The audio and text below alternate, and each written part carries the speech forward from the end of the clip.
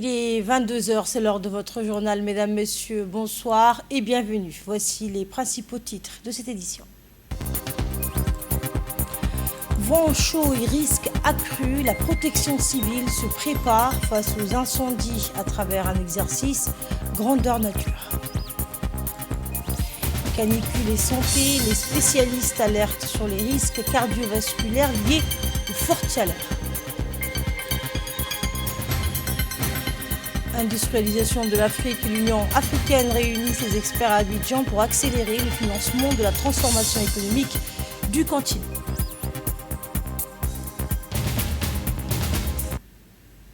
Rebonsoir et merci de nous accueillir chez vous. On ouvre cette édition avec la coopération entre Djibouti et la Turquie. Le ministre des Affaires musulmanes et des biens Warf, Moumen Hassan Bareh, a effectué une visite officielle à Ankara à l'invitation de la présidence des affaires religieuses de Turquie, la Diyanet. Cette mission avait pour objectif de renforcer les liens entre les deux pays dans les domaines des affaires islamiques, de la gestion des biens Warf et du développement. Les deux parties ont réaffirmé leur volonté de promouvoir une coopération fondée sur les valeurs de paix, de modération, de fraternité et de tolérance. Les échanges ont également porté sur la préservation des édifices religieux, notamment la grande mosquée Sultan Abdulhamid II de Djibouti. La délégation djiboutienne a également découvert l'expérience turque en matière de gestion du patrimoine religieux à travers des visites à la Direction générale des biens Warf et à la Fondation Diyanet. À l'issue de cette visite, Djibouti et la Turquie ont convenu de poursuivre leurs échanges et de développer de nouveaux projets communs au service du développement humain et des valeurs partagées. Et toujours à Ankara, la visite de la délégation djiboutienne s'est poursuivie autour d'un autre pilier de la coopération, le savoir et la culture. Le ministre Moumen Hassan Bareh a été reçu à la Bibliothèque de la Nation au sein du complexe présidentiel d'Ankara.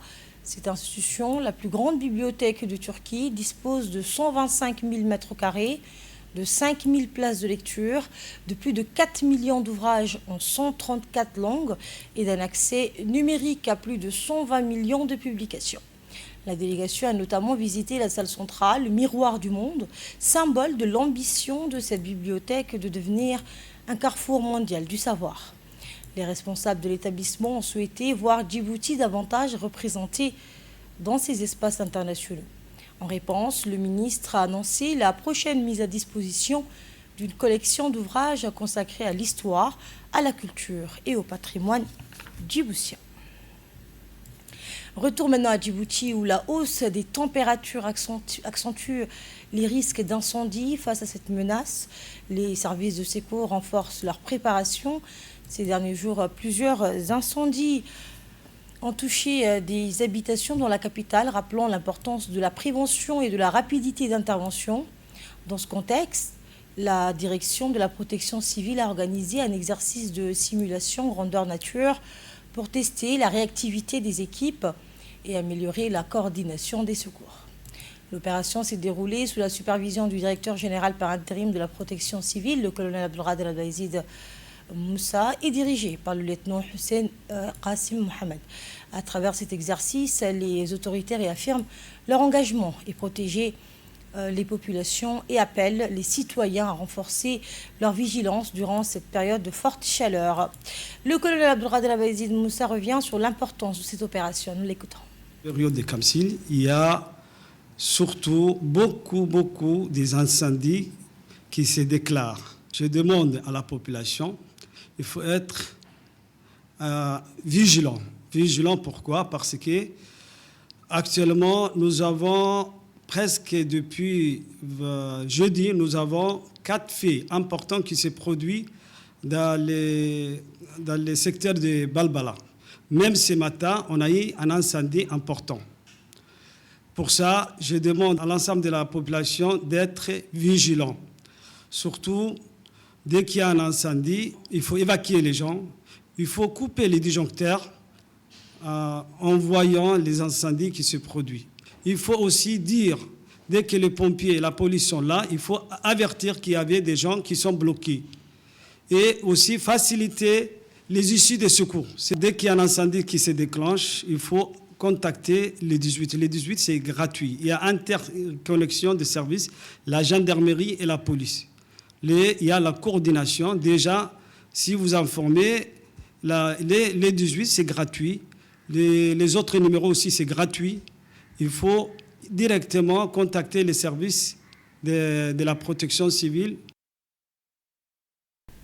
Et au-delà du risque d'incendie, les fortes chaleurs représentent également une menace pour la santé. Les spécialistes alertent sur les effets de la chaleur qui peut provoquer une déshydratation, fatiguer l'organisme et augmenter les efforts demandés au cœur. Les personnes âgées, les femmes enceintes, les enfants et les patients atteints de maladies chroniques sont particulièrement vulnérables. Les médecins recommandent de bien s'hydrater, d'éviter l'exposition prolongée au soleil et de limiter les efforts physiques durant les heures les plus chaudes.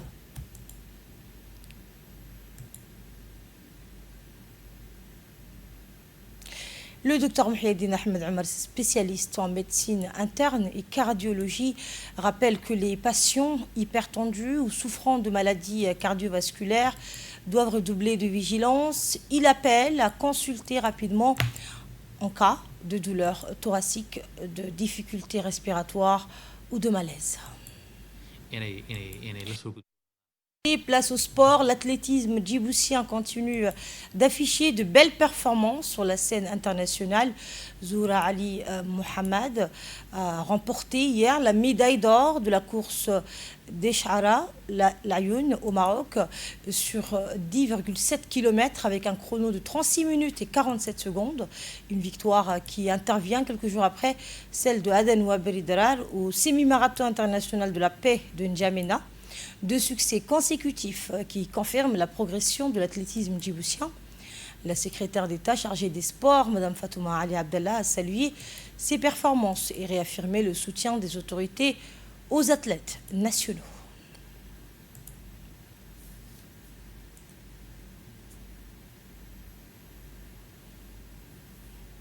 Et après le sport, place à l'évasion, toujours avec la chaleur comme toile de fond.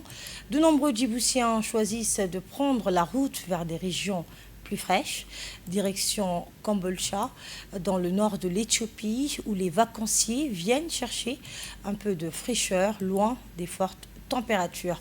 Reportage réalisé par Abdulrahman Mohamed.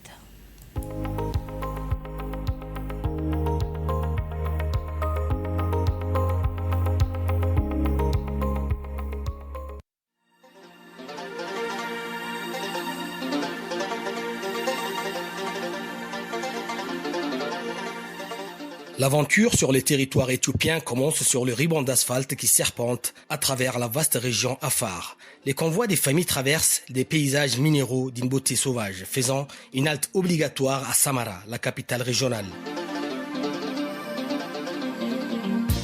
Mais les périples continuent, car plus loin, à mesure que la route s'élève et que les montagnes verdoyantes de la région Amhara se dessinent à l'horizon, la chaleur cède peu à peu la place à une brise annonciatrice d'un refuge tant espéré.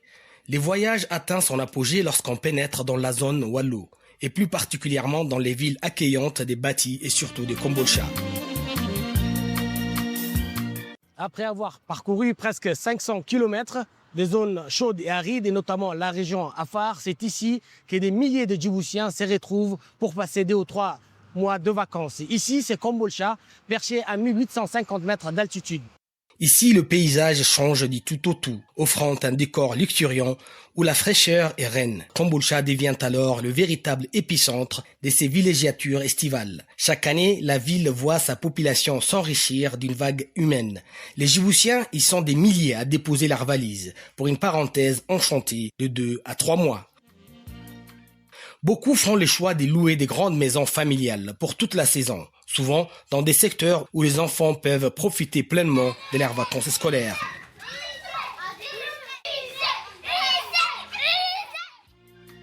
Ainsi, ces demeures deviennent aussi les théâtres des moments précieux, où l'on se retrouve pour passer des bons moments entre Djiboutiens de différents horizons.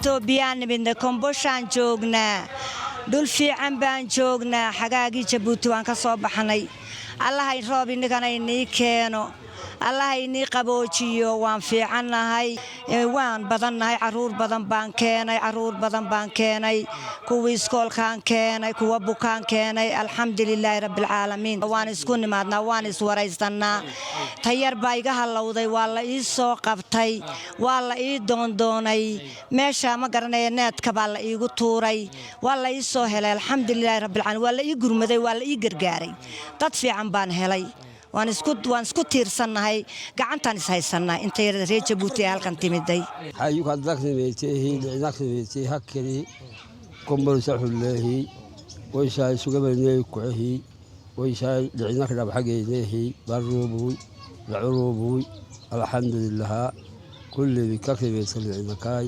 نفوفه كومبولشا بلاد مليحة حلوة مرة واحد الجو حقه معتدل قابلنا أخواننا هنا من أبخ من تقرة من جيبوتي نتقابل معاهم إن شاء الله وإن شاء الله كل شيء خير السلام عليكم كيف حالكم Dans les rues des Kombolcha, la présence djiboutienne insuffle une énergie toute particulière à la vie locale. Il suffit de se promener au cœur de la ville pour ressentir cette atmosphère si singulière, faite des convivialités et des douceurs de vivre.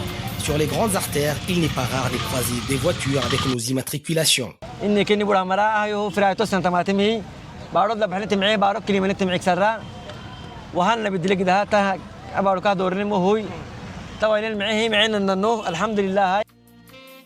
Les terrasses des cafés ne désemplissent pas. Du matin au soir, les familles et les groupes d'amis s'y installent pour savourer un café éthiopien traditionnellement torréfié. Les conversations vont bon train. Discuter, prendre des nouvelles des uns et des autres et récréer à des centaines de kilomètres de chez soi un petit bout de Djibouti au frais. La ville vibre au rythme de cette rencontre culturelle où la fraternité transfrontalière prend tout son sens. Ce qui est remarquable dans cet exode estival, c'est son caractère profondément fédérateur. Peu importe les quartiers d'origine à Djibouti, la région de provenance ou les origines de chacun, tous se retrouvent unis pour ces mêmes désirs d'évasion et de communion avec la nature.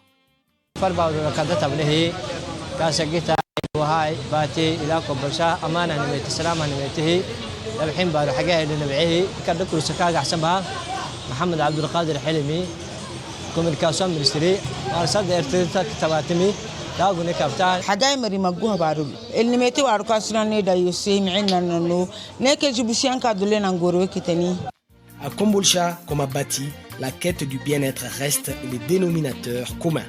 Entre la fraîcheur des montagnes, la chaleur de l'accueil éthiopien et le plaisir d'être ensemble, ces vacances en Éthiopie restent gravées dans les mémoires comme un moment de pure félicité. Un été parfait sous les signes du renouveau et de la sérénité.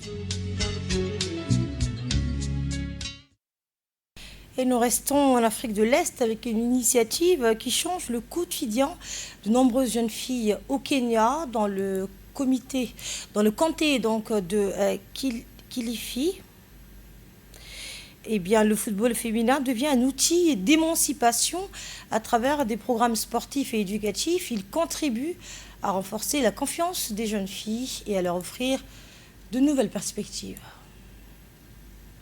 Et à présent, direction la scène diplomatique internationale l'Ougandais Olara Otonu est officiellement le 7e candidat à la succession d'Antonio Guterres au poste de secrétaire général des Nations Unies. À 75 ans, l'ancien haut responsable de l'ONU rejoint 6 autres candidats. Le Conseil de sécurité doit entamer le 30 juillet prochain ses premiers votes indicatifs pour désigner le prochain dirigeant de l'organisation. Sur le continent africain, l'autre grand défi reste celui du développement industriel. Des experts de l'Union africaine se réunissent à Abidjan pour réfléchir aux moyens d'accélérer l'industrialisation du continent. Les discussions portent notamment sur la mobilisation des financements, le développement des chaînes de production locales et le rôle du secteur privé dans la transformation économique africaine. Du continent africain à l'Europe, les effets du changement climatique continuent également de se faire sentir. En France, la baisse spectaculaire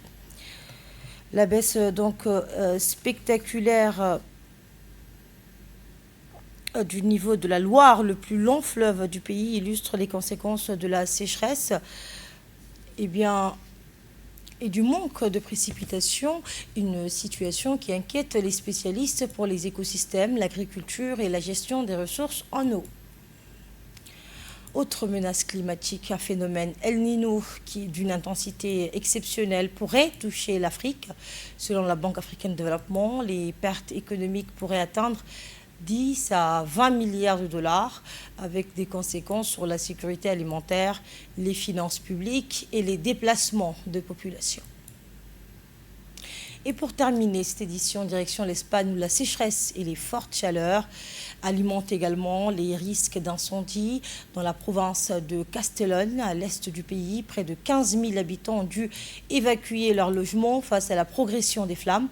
Les autorités mobilisent d'importants moyens terrestres et aériens pour tenter de maîtriser l'incendie dans un contexte aggravé par la sécheresse, les températures élevées et les vents violents. Et ainsi s'achève ce journal. Merci de votre fidélité. Rendez-vous demain pour une nouvelle édition. Excellente soirée à vous.